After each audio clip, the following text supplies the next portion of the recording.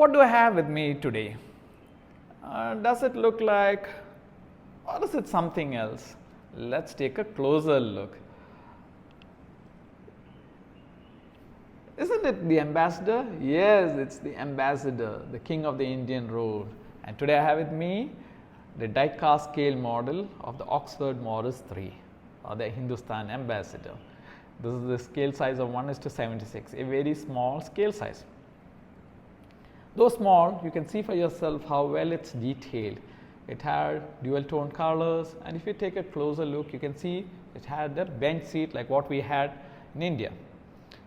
The car was so famous, it was sold in India for close to 56 years without any major facelift.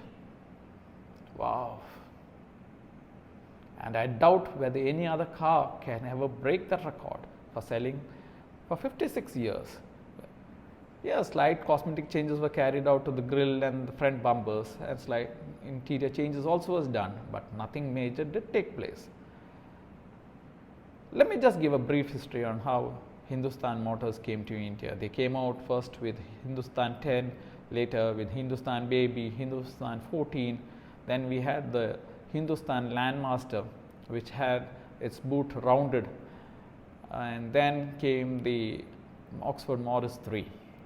After the production line was imported to India, this car was introduced in UK in 1956, and by 1958 we started having it in India after the production line was imported to India. From Mark 1, Mark 2, Mark 3, Mark 4, and then we had the Nova, the Classic, the Isuzu, Grand, and two other models also. Who doesn't know about ambassador cars? Right from the President of India, the Prime Minister, the judges of the Supreme Court, the High Court, the District Court, the magistrates, the bureaucrats, the politicians, the poor taxi man, the middle class, the rich industrialist. Almost everybody had this car. Even though we had the Premier Padmini and the Standard Herald, they never gave a direct competition because Ambassador stood in a different segment. It could easily accommodate 6 or even more passengers. It had a large boot, and if a carrier was affixed on top, it could take in more luggage, a car which was preferred by many.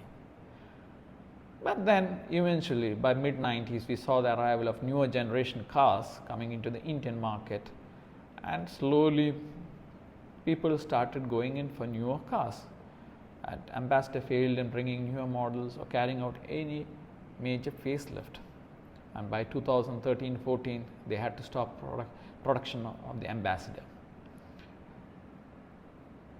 I remember my grandfather had the 1978 Mark IV series in our house.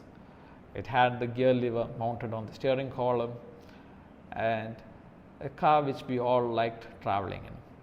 He was so fond of this particular car that in 1999 we got him another Ambassador, the Isuzu engine, which we still continue having with us. In 2017 we have heard PSA Group, which owns the Peugeot and the Citroën, has bought over Ambassador. Let's hope that PSA Group comes out with a newer version of the Ambassador, and we will just love seeing it on the Indian road. I hope you liked watching my video. Please do subscribe to watch newer videos. Thank you.